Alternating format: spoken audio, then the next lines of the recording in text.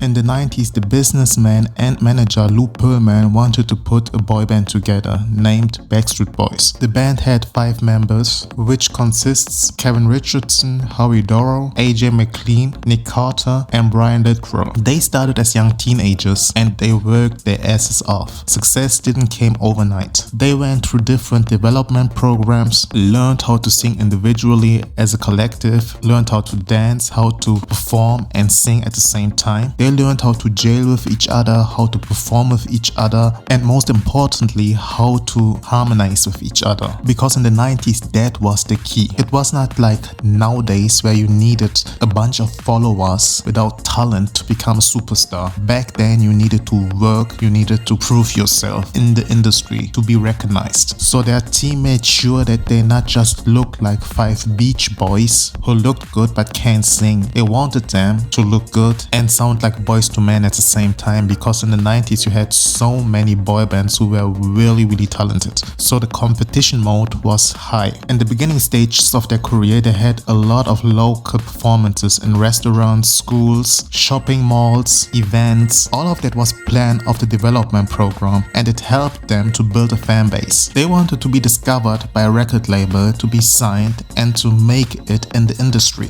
In 1994, Jeff Fenster and David Resner saw the group performing at a high school in Cleveland and signed them to their first record deal, and the plan was to make the group an international supergroup. The first single, We've Got It Going On, was released in 1995, but it didn't perform as well on the charts as the label expected. It charted on the US Billboard charts on number 69, but at the same time it became a top 5 hit in Germany, Austria and Switzerland. So the label changed the strategy. They focused more on Europe because they realized the Europe market are more interesting in the group than the US fans. So they started to promote the group heavily in Europe. They moved for a certain time to Europe and lived there for a while. They started to build a huge fan base here in Europe, and more people started to love them. The first 2 albums, Backstreet Boys and Backstreet Back, had worldwide huge success but was not released in America, because the plan for the beginning stages was to build a strong fan base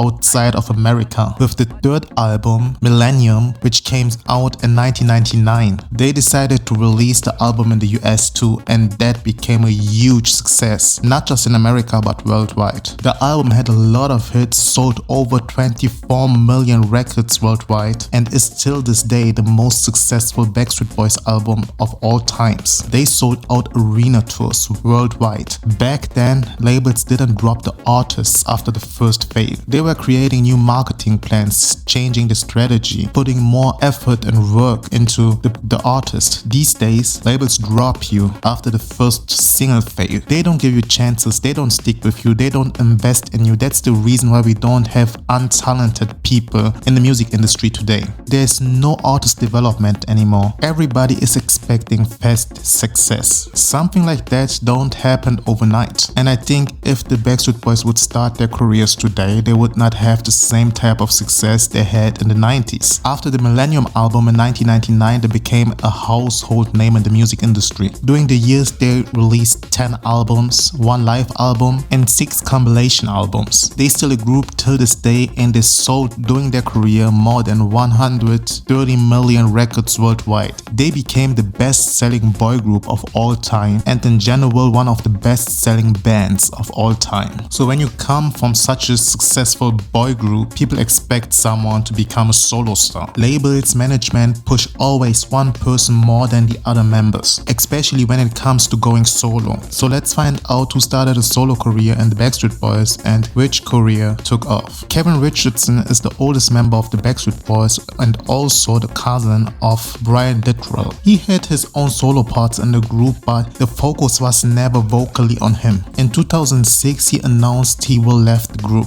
to pursue solo adventures and to focus on other projects. Over the years, he started to compose music for film soundtracks. He opened a music academy called the Music Workshop in Louisville, Kentucky, and he headlined some concerts where he was covering different songs. In 2012, he announced that he is working on his first solo debut album. He planned to call the album Cover Story. He mentioned that the album will include songs that influenced him over the years. After several delays, he decided to go back to the Backstreet Boys and the album never came out. Howie Dorough always seemed to be like the nice, composed, peaceful person of the Backstreet Boys. He can sing also and had solo parts on albums and songs, and you could always hear he's a good singer. Beside of the Backstreet Boys, he had his own solo ventures in music, outside of music, like his bandmates. He had also his own management company and is, besides singing, a songwriter and a producer.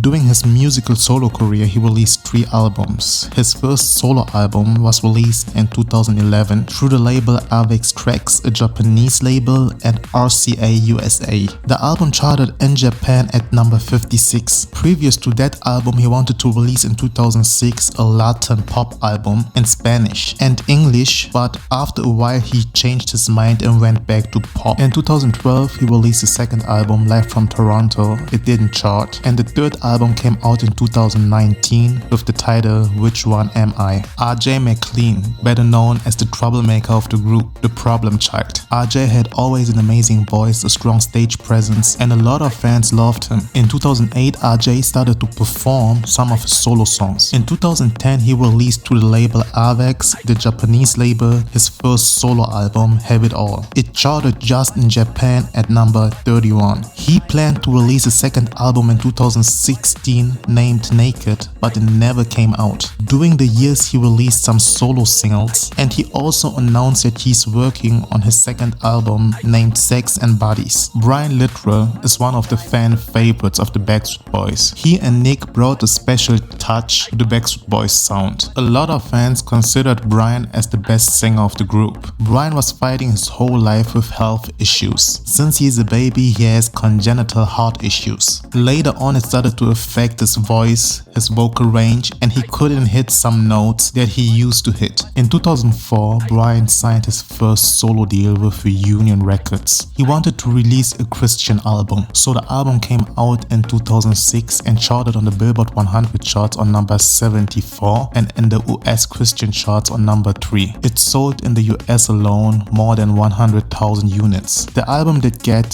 some positive reviews from major outlets, and his core fan base loved it. In 2010, he released his first solo Christmas album, Brian Littrell's Family's Christmas. In 2011, he released his second Christmas album, Christmas with the Littrells. Nick Carter is one of the most favorite members of the Backstreet Boys. He released 4 solo studio albums. He signed his first solo deal with Jive Records, the same label where Justin Timberlake and some other huge artists were at that time. His first single came out in 2002 with the title Help Me. It became an international hit and was a good start for his solo career. Help Me is till this day his most successful single. After that, most of his singles didn't chart anymore. In 2002, he released his first solo debut album, Now or Never. It charted on the US Billboard charts on number 17 and went gold in the US, in Canada, and in Japan. Almost after 9 years, he released his second studio album, I'm Taking Off. It came out in 2011, but this time around, the album didn't have the same type of success like the debut album. In 2014, he released a collabo album with the singer Jordan Knight. The album charted in the US at number 24. In 2015, he released his 4th album, All America.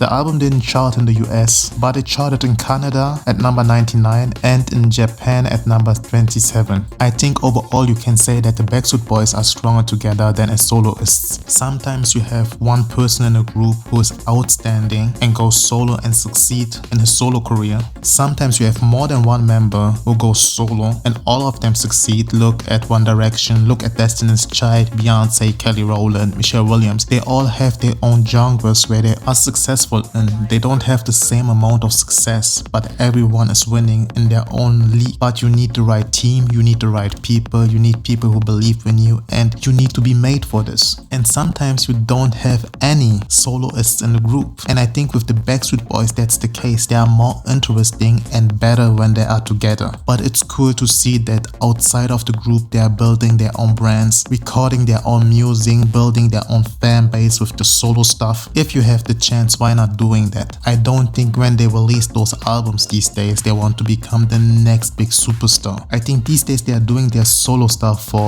the fans who supported and loved them for so many years, as a group and as individuals. And for a fact, they need to prove anything out there because they already proved themselves. They are the biggest selling boy band in history. I hope you liked the video, and yes, leave me a thumb up, comment, subscribe, don't miss any other videos. We see each other next time. Bye.